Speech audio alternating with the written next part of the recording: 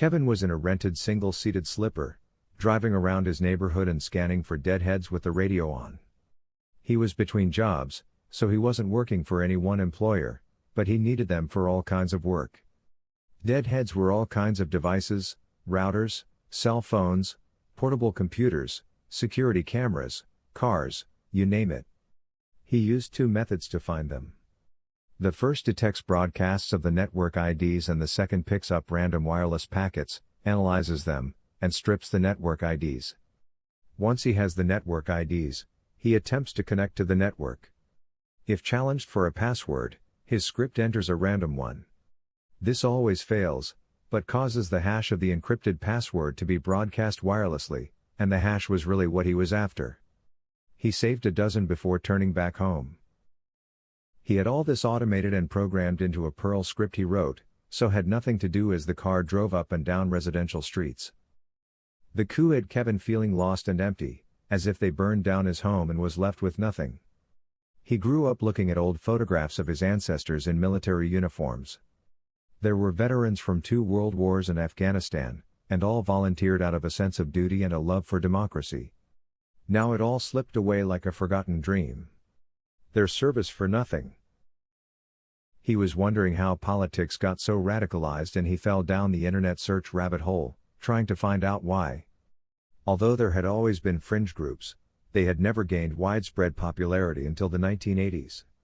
He found an old podcast called The Flamethrowers by the old CBC, which explained there used to be the 1949 FCC Fairness Doctrine, which required broadcasters to discuss issues in a way that was honest and balanced, putting an end to the radical radio preachers of the 1930s and 1940s. Then Jimmy Carter stopped enforcing it and Ronald Reagan repealed it, and he opened the door to right-wing radio hosts like Rush Limbaugh to spread anger and lies on the airwaves. At the same time, gonzo journalism became popular and moderate news channels mixed editorializing with news reporting. The far right then spread to cable TV, the internet, and social media, forming an incubator for radicalization for anyone who got caught in this bubble of disinformation. Liberal democracy in the United States was pretty much over in 2028, but it took several years before it became obvious. During the election of 2032, when the Republicans were behind in the polls, they arrested Democratic Party candidates and charged them with treason. Radicalization happened more slowly in Canada, but anti-democratic ideas don't stop at the border. Democracy kept limping along, until now. Cracks began appearing as early as 2008, when former Prime Minister Stephen Harper prorogued Parliament to avoid a non-confidence vote that would have allowed the opposition coalition to form a government and appoint a new Prime Minister. Rain fell and swirled in the blue-white LED street lighting. The wind was picking up as a storm moved in, and he glanced up at the fringes of the clouds being torn from the dark interior and dragged below the cross-current. What came on the radio jarred Kevin. Welcome to Christian Canada Bible Hour. Starting today on CBC Radio, our host, John Johnson, will present. There was a minute of dead air and Kevin checked to see if the radio was still on and on the correct channel. We apologize for the interruption, but it appears our Vancouver office has been taken over by the Christian Canada coup. We will replace tonight's regularly scheduled program with a previously aired episode of What's New.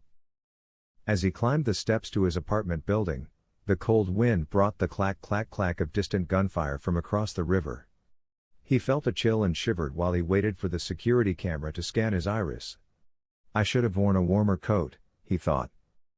He hung up his synthetic leather jacket as Jade buzzed the intercom. Hey Jade, come on in. She stepped inside and took off her boots. Kevin took her jacket and hung it up.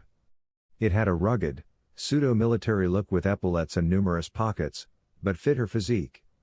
Underneath, she wore a white blouse, short red plaid skirt with full-length leggings. I just got back before you buzzed and was getting started on something. What's up? Nothing, I have to go to work in a couple of hours, so I hoped it would be okay to hang out for a while. Of course. Super cool. I hope you don't mind if I get this rig going first. It might run for a few hours, so I'd like to get it started. Jade stood over him and Kevin caught a faint scent of earthy spices with floral undertones. What the hell is that? It looks like a Lego high-rise and howls like an old vacuum cleaner. Ha, I bought a bunch of obsolete iridium mining cards and connected them to a 5-loony processor I loaded with software for cracking passwords. He wirelessly transferred the hashes from his 1 to the 0.5-meter Lego-esque building with 10 different floors. The reason they're so loud is the software has the GPUs overclocked to the max and the fans have to spin near capacity to keep the chips from turning into silly putty and dripping all over my nice clean floor. Jade snickered and said nothing, even though you couldn't see much more of his floor than a path with all the electronics and mysterious junk piled up everywhere. Kevin was glad she seemed to get his humor. The hot air from the fans blew straight up, fluttering her long flowing hair as she peered closer into the strange contraption. Okay. She said, and her voice modulated in a strange vibrato as the sound waves of her voice echoed off the spinning blades. You need passwords for. I need passwords so I can connect anonymously to the net. The deadheads don't have any logs so the connection can't be traced back to me. Once I jacked a security camera on a mansion to download some new prepaid credit cards and ID, and the internet police smashed in their front door with a battering ram. That was back when they had internet police. These days, it would be Pinkertons or more likely, no one. I saw the whole thing from down the street, then I just drove away. He made a motion of his hand sailing off into the distance. Sometimes, if I'm doing something especially dicey, I'll daisy chain a couple of them together for an extra layer of security. Once when I was in Seattle. He noticed she was staring at him with an incredulous expression and her mouth open. You're not going to get all preachy on me now, are you? Fuck off. I can barely hear over your little Lego line. Here, I brought you some rum. She took a 26er out of her bag and put it on the table. Cuban, my favorite. Thanks. Kevin looked like a kid in a candy store, taking it from her hands to inspect the label. Then he took a couple of tumblers and put them on the table. What do you want for mix? Just ice and water, thanks. Kevin prepared Jade's drink, poured his own neat. Ah, if only I had a Monte Cristo number 4, and I'll have completed the Cuban Merida. Mazel tov to whatever that means. Raising her glance to take a sip. She didn't even wince at the strong taste of alcohol, nearly neat. Kevin joined Jade's toast, then tapped his one as a screen full of cryptic numbers and words scrolled across. He tapped it a couple more times, and the sound of the fans became noticeably quieter. There's just one more thing. Someone posted a 40-year-old Bitcoin wallet for anyone who can crack it. The owner lost the password and he made it a prize for the best cracker. I wrote a program and hacked into the quantum computer at the university, so I just need to get it started. How much is the prize? He said there are about 100 Bitcoins in there and some people collect them, so they're worth a lot. The winner gets to keep them. I thought coins were impossible to crack. If all you have to do is guess the password, why can't you do that to anyone's wallet? You need to have the wallet to guess it. Guessing the wallet password is different from guessing the private key, which is impossible. Sometimes, in the old days, people would use lame passwords to protect their wallets, and that's what I'm hoping for. Cracking a lost wallet is like finding gold coins from a shipwrecked Spanish galleon, scattered on the bottom of the sea.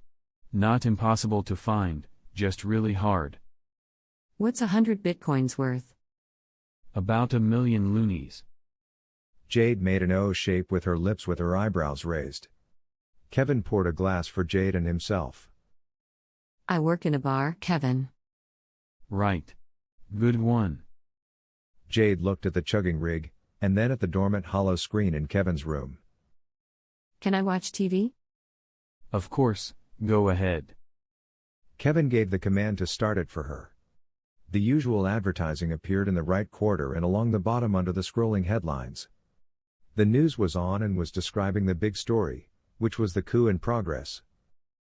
What do you think about that? It makes me want to puke, but there's nothing I can do about it. Kevin said as he fiddled with settings on his rig. Same. A middle-aged journalist, Megan Singh, was in hiding in Ottawa and was being covertly interviewed via satellite by the Edmonton anchor. Sporadic violence is being reported across the country with gunfire and assaults on many police stations reported, but no other major cities have yet fallen to the coup and the internet is still working. However, the busiest border crossings have been under attack, and large trucks have blockaded them.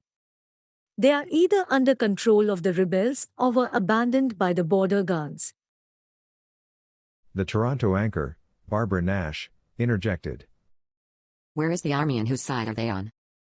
Well, Canada put everything into the war of the second Russian invasion of the Ukraine, and after the financial crisis, many of the members of the armed forces were let go. A lot of the equipment is worn out, so we don't know if they are combat ready. Regarding their loyalty, we have seen soldiers in uniform in prominent positions guarding the parliament buildings, and Simkin has reported many defectors going to his side, but this has not been independently confirmed. Insiders are expecting some kind of official statement from the military shortly. Has there been any word on the Prime Minister or captured members of Parliament?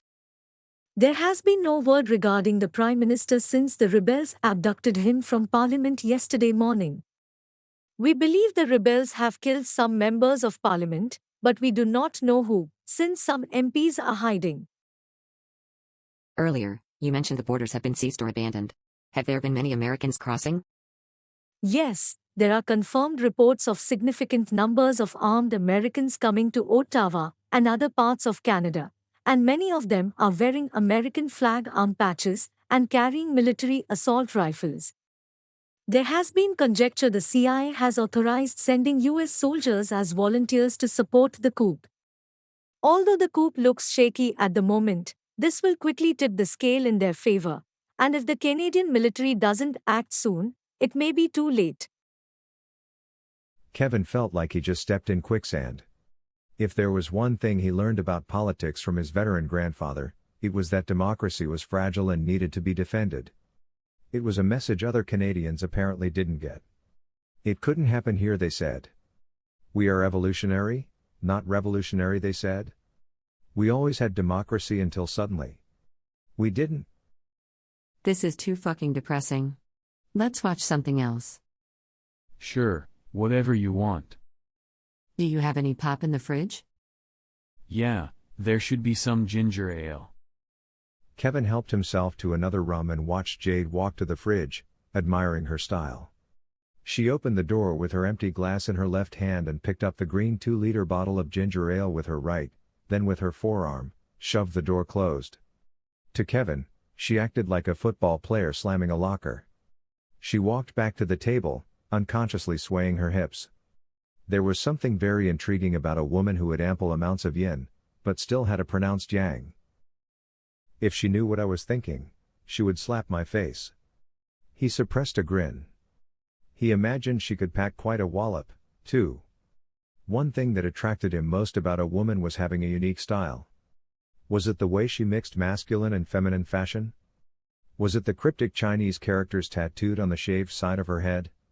It was hard to put a finger on what Jade's style was, but she certainly had one. Kevin heard a loud beep and found there had already been a hit in the dictionary attack on the deadhead passwords. It starts with a huge list of known passwords, then muxes them with several permutations. It substitutes the number 1 for small l or capital I, 0 for the letter O, first letter capitalized, exclamation point on the end. If that doesn't work, it goes for the dictionary starting with standard spellings, then systematically tries alternate spellings starting with the most common. He rarely has to do a full-blown random attack since people rarely use truly random passwords. The human brain has not increased its ability to remember long complicated passwords, although the ability to crack them has grown exponentially. Jade found a cache of an episode of one of her favorite manga series, Mizu Girl. It was an action, gender-bender romance about a girl named Ina who was the master of her school's kendo club and liked to help people. A persistent boy tries to date her, and this leads to romance.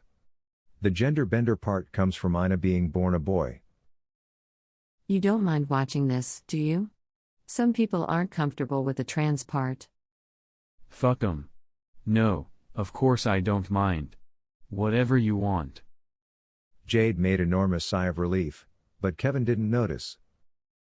Good. I feel like I'm in that ancient Invasion of the Body Snatchers movie where, one by one, everyone is getting their brains stolen by aliens. Only now, they're getting their brains stolen by the Christian Canada Party or the Apostles. I'm glad they haven't stolen yours. That about sums it up. No, I haven't lost my mind over those fuck knobs. Thank God.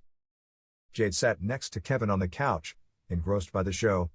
The Japanese animation translators remastered the English voiceover, so it now matched the movements of the characters' lips. Mako was a timid girl who was being bullied by a pack of mean girls in high school. The heroine, Ina, had been watching this for a while, and when the four bullies surrounded Mako in front of her locker and began taunting her, slapping her face and ripping off her uniform, she stepped in. What's going on here? The anime protagonist asks. What's that? Keep going, or you're next, Ina. One bully had her back to Ina and was yanking on one of Mako's pigtails. Ina jabbed the back of her knee with her foot at the same time as she pulled back on her hair, throwing the bully violently to the ground with little effort. Who's next? Ina challenges. Lucky blow, answers another bully. She didn't see you coming. You won't prevail so easily against me. The bully attempts a slap to Ina's face, but, in a flash, she effortlessly blocks it with her left arm and jabs her extended knuckles to her face. The bully brings her hands to her face, holding her bleeding nose with huge arcs of animated blood shooting out. Then she looked at the blood dripping from her hand and said, "You hurt me." The bully was incredulous. Ina slapped her hard across her face. "Stop your cowardly sniveling and get out of here before I get angry. If you ever bother Mako again, you will answer to me." Mako, still sobbing, throws her arms around Ina and puts her head to Ina's chest. "Thank you. They have been tormenting me since I moved here from Osaka last year. How can I ever repay you?" An unusual movement in the corner of Jade's eye interrupted her tender smile. She looked at the streaming picture within a picture on the lower left corner of the screen. Pieces of the Parliament building were silently bursting with puffs of smoke. Sheets of green patina roofing copper, twisted in the air, then fluttered to the ground. Oh my God, they're taking Parliament. Kevin, change it to the news? He set it to the beginning of the latest broadcast, and McPherson News' Megan Singh provided commentary while playing video of the morning's battle. Everyone has been wondering, where is the military? Well, an hour before dawn, they announced their presence in a big way. At 6:42 a.m., artillery fire erupted in the whole Parliament Hill area. The sky was overcast, and we couldn't hear anything, but we assume high-altitude drones attacked rebel positions. Here is the video. Kevin watched a rapid series of explosions pepper the roofline where the rebel snipers held their positions. The center block looked like they ignited a string of firecrackers, with dozens of explosions starting on one end and proceeding to the other.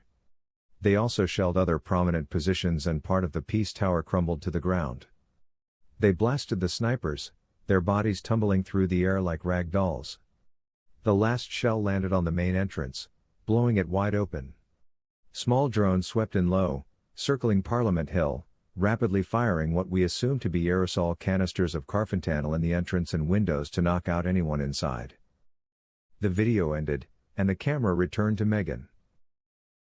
150 special forces seemed to appear from nowhere and were wearing gas masks and starlight goggles and sprinted toward the main entrance to center block. While this was going on, reports were coming in of drone strikes at the blockades to the city, which were quickly followed by tanks, light armored vehicles and armored personnel carriers from the Canadian Mechanized Brigade Group in Petwawa. They smashed through the trucks blocking the roads, and the military is pouring into the city. We assume the special forces are from Petwawa as well, so could be JTF-2 or part of 427 Special Operations Aviation Squadron.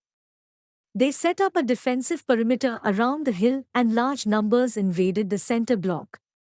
Gunfire lasted many minutes before they left and spread out to other neighboring buildings. Members of the Christian Canada coup seemed in full panic mode, and as they attempted to run away, soldiers on the perimeter gunned them down. Ambulances are now rushing to the scene, but it is unknown who, if anyone, was rescued. Back to you, Barbara. Thanks, Megan. To recap, The military has regained control of Parliament Hill and gaining control of the rest of the city as well. However, the country remains on edge, waiting to find out if the Prime Minister and his members of Parliament have been rescued. This just in. I'm told the Commander of Royal Canadian Dragoons, Lieutenant Colonel Alice Doran, is available for a statement. Now over to Jessica Hua. Hey, I know her from the Ukraine. Thanks, Barbara. Lieutenant Colonel Alice Doran has kindly agreed to answer a few questions. Lieutenant Colonel, I know you have your hands full, but Canadians are dying to know what happened. First, where did the special forces come from? Roads and bridges were sealed off. Under directives we received from the Government of Canada, per the Governor-General, members of Special Operations Forces traversed the Ottawa River from Petawawa under the cover of darkness, so maintained the element of surprise for the mission of defeating the insurrection occupying Ottawa. The sky was overcast, so the drones were not visible to the enemy, but their targeting systems use radar imaging and onboard artificial intelligence, so that wasn't an issue. The operational environment was greatly complicated by the presence of many hostages in the Parliament buildings, and it was a priority to liberate Ottawa, while saving as many hostages as possible. Lieutenant Colonel, is there any word on the Prime Minister, or other hostages? We are pleased to announce the Prime Minister has been rescued and is now in hospital recovering from his injuries, which I understand are not life-threatening. We have also rescued many members of Parliament, but unfortunately, 5 have been killed by hostile forces. Bernard Simkin and several of his co-conspirators are in custody, and we will turn them over to civilian authorities when the situation has normalized. What a relief. I rarely care about politics, but a Christian Canada dictatorship would be too much to take. You said you knew that general chick? Lieutenant Colonel. Whatever. Yeah, she was in charge of my company in the Ukraine, and I taught her everything she knows about hacking. I bet you anything, they hacked into someone's smart lenses. If it was a hostage or guard, they would know everything going on in real time. Most people have no idea how much information those things collect. If I were them, I would have flown in a wireless router on a drone and landed it on the roof to set up a selectively open wireless network, and any lenses or other devices would automatically log into the open network.